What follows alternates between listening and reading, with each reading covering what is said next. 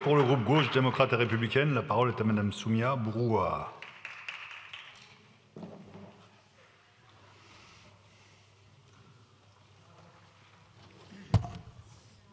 Alors, je crois que...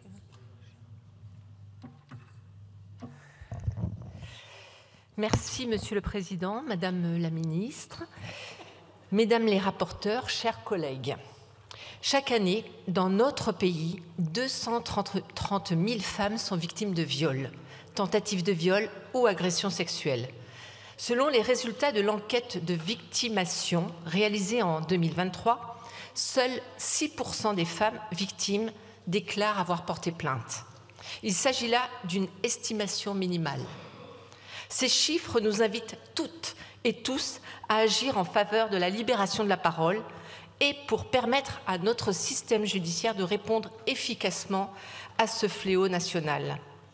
Les initiatives parlementaires ne manquent pas en ce sens et les pistes de réflexion sont nombreuses.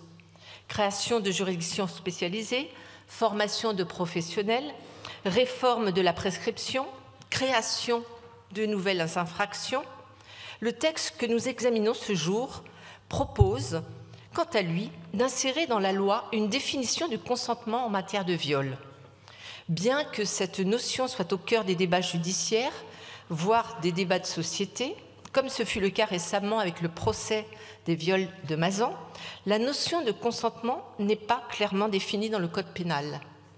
Plusieurs fois pourtant, le législateur s'est intéressé à la notion de consentement en matière de viol, soit pour abroger la présomption de consentement entre époux et permettre la condamnation des viols conjugaux, soit pour créer une présomption de non-consentement afin de protéger les mineurs de moins de 15 ans lorsque l'auteur majeur a au moins 5 ans de plus que sa victime.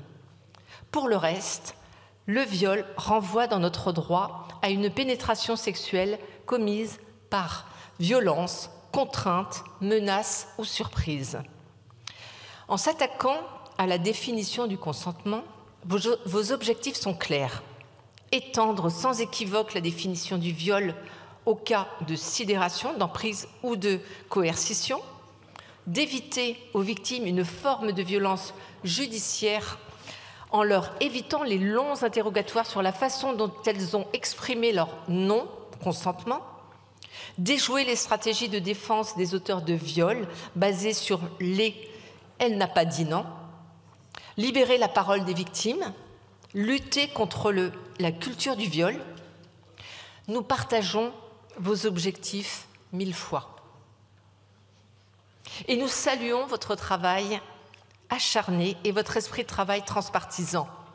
Nos craintes subsistent néanmoins sur les effets de l'application concrète de la définition retenue.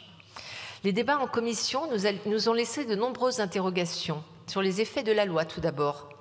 Certains y voient un texte de principe pour faire avancer les débats sociétals et favoriser une prise de conscience sans réelle portée sur le droit pénal, car si la notion de consentement ne figure pas dans la loi, elle est bien au cœur des débats judiciaires et les juges nous ont prouvé maintes fois qu'ils étaient capables de manier cette notion avec souplesse pour l'adapter aux évolutions de notre société.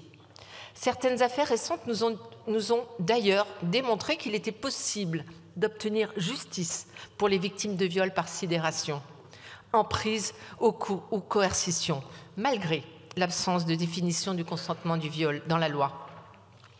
D'autres saluent une modification profonde de notre droit, un inversement de la charge de la preuve qui, soit conduirait le ministère public à accentuer ses interrogatoires sur la victime pour démontrer l'absence de consentement, soit laisserait à la personne poursuivie la preuve difficile du consentement, introduisant alors une quasi-présomption de culpabilité contraire à notre Constitution.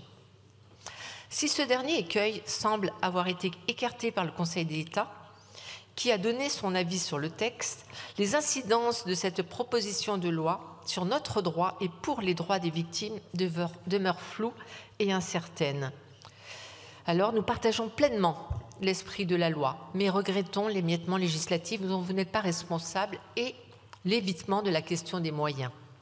Mieux protéger les victimes de viol et améliorer la réponse pénale nécessite un projet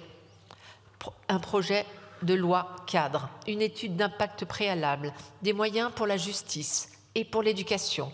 C'est toute notre stratégie de lutte contre les violences faites aux femmes qu'il faut repenser. Je vous remercie. Merci, chers collègues. Pour le groupe UDR.